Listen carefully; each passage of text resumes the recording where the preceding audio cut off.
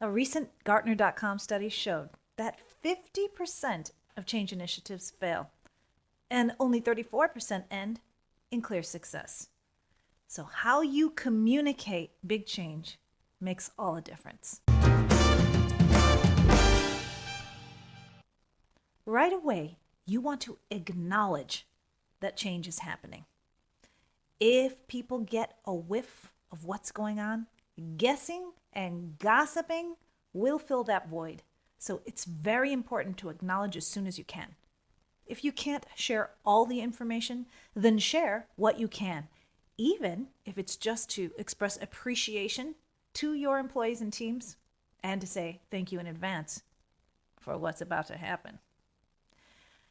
You also want to demand questions and feedback.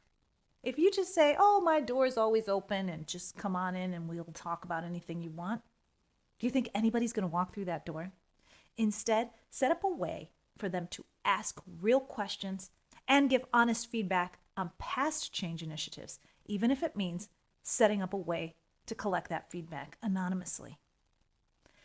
And lean on your employees. The Gartner study also shows that the most successful organizations allow the employees to lead the change.